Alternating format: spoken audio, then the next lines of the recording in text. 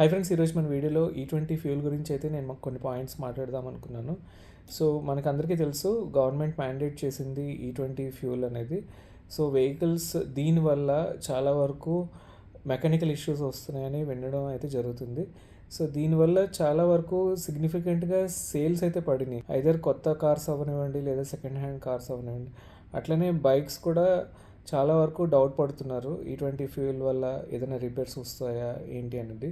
So దీనివల్ల సిగ్నిఫికెంట్గా అయితే impact ఉండబోతుంది గోయింగ్ ఫార్వర్డ్ ఓవరాల్ ఆటోమొబైల్ సేల్స్లో కనుక చూసుకున్నట్లయితే. సో ఈ టైంలో ఎవరైనా బండి కానీ కార్ కానీ తీసుకోవాలని ప్లాన్ చేస్తే సో డెఫినెట్గా ఒకసారి అయితే మీరు ఆలోచించుకోండి. వీలైతే ఈవీ ఆప్షన్స్ కూడా ట్రై చేయండి. సో ఈవీ ఆప్షన్స్ బైక్ లేదా ఒకవేళ స్కూటర్ కనుక ప్లాన్ చేస్తే డెఫినెట్గా మీరు ఈవీకి అయితే వెళ్ళొచ్చు. సో మీకు బైక్ అయితే మీకు అల్ట్రా వైలెట్ ఉంది, అట్లనే స్కూటర్ అయితే మీకు ఏథర్ ఉంది. అలాగే ఒకవేళ ఈవీ వెహికల్స్ మీరు కార్లో కనుక చూడాలనుకుంటే చాలా వరకు టాటా నుంచి, మహీంద్రా నుంచి, ఎంజీ నుంచి, తర్వాత కియా నుంచి కూడా చాలా వరకు కార్స్ అయితే ప్రజెంట్ మార్కెట్లో అవైలబుల్ ఉన్నాయి. ఇంకా చాలా బ్రాండ్స్ అయితే తీసుకురావడానికి ట్రై చేస్తున్నాయి ఈవీ వెహికల్స్ని.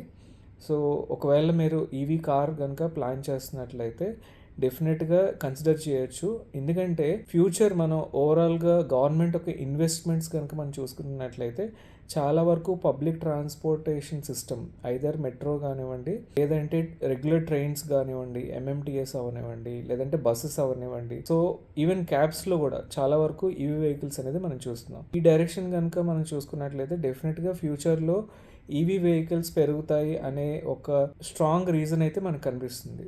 సో డెఫినెట్గా ఈవీ వెహికల్ మనం ప్లాన్ చేయొచ్చు. ఫస్ట్ జనరేషన్ వెహికల్స్ చాలా వరకు వెళ్ళిపోయి న్యూ జనరేషన్ వెహికల్స్ అయితే వస్తున్నాయి. సో మంచి బ్యాటరీ ప్యాక్స్ వస్తున్నాయి, మంచి రేంజ్ అయితే వస్తున్నది. సో డెఫినెట్గా మీరు కనుక ఒకవేళ పెట్రోల్ కానీ డీజిల్ వెహికల్ కానీ ప్లాన్ చేస్తున్నట్లయితే, బైక్ కానీ స్కూటర్ కానీ అయితే డెఫినెట్గా మీకు ఛార్జింగ్ ఇన్ఫ్రాస్ట్రక్చర్ మీరు ఉన్న సిటీలో ఉన్నట్లయితే డెఫినెట్గా ఈవీకే వెళ్ళమని చెప్తాను. అట్లనే ఒకవేళ కార్ కనుక తీసుకోవాలనుకుంటే కొన్నాళ్ళు అయితే వెయిట్ చేయండి, ఒకవేళ పెట్రోల్ డీజిల్ కార్ అయితే. ఎందుకంటే గవర్నమెంట్ ఇన్స్ట్రక్షన్స్ క్లియర్గా లేవు. సో ఇంకా మనకు తెలియదు ఎలా ఉండబోతుంది మార్కెట్ అనేసి.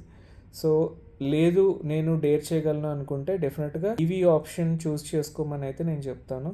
ఎంజీలో ఎంజీ కామెట్ ఉంది, తర్వాత మనకి టాటాలోని నెక్సాన్ ఉంది, తర్వాత మనకి హ్యారియర్ ఉంది, అట్లానే పంచ్ ఉన్నది.